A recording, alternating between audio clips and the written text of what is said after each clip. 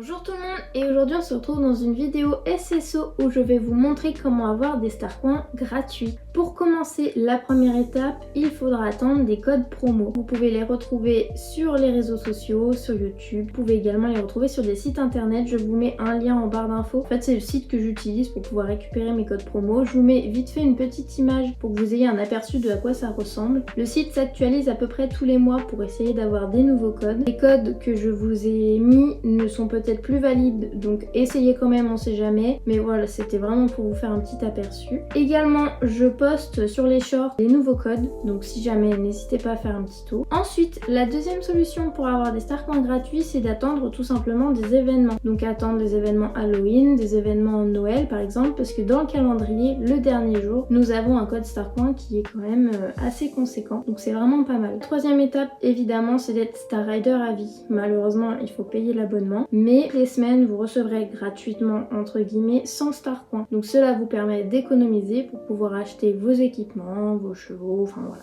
tout ce que vous voulez vous acheter. Ensuite, l'autre étape qui va peut-être pas vous plaire et qui plaît pas à grand monde d'ailleurs, c'est de passer à la caisse, donc de prendre les packs Starcoins. Donc je vous mets les trois différentes sortes de packs possibles. Donc nous avons le premier pack qui est le pack classique avec seulement les Starcoins. Ensuite, le deuxième pack avec les équipements disponibles.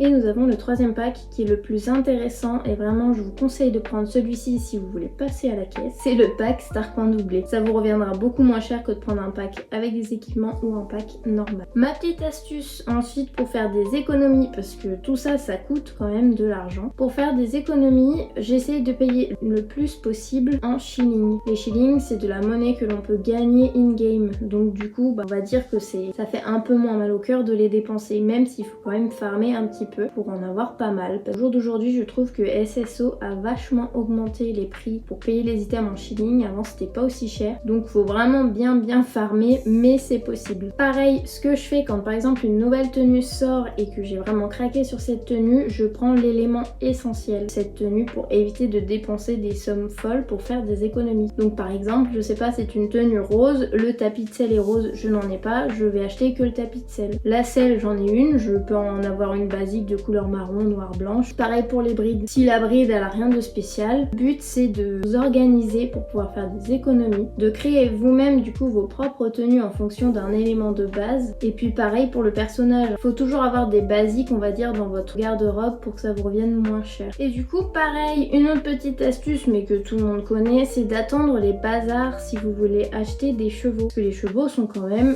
à des prix conséquents. Donc moi je préfère attendre le bazar. Donc oui, c'est un petit peu long et on n'a pas forcément envie d'attendre, je vous comprends, il y a plus d'une fois où j'ai craqué, voilà.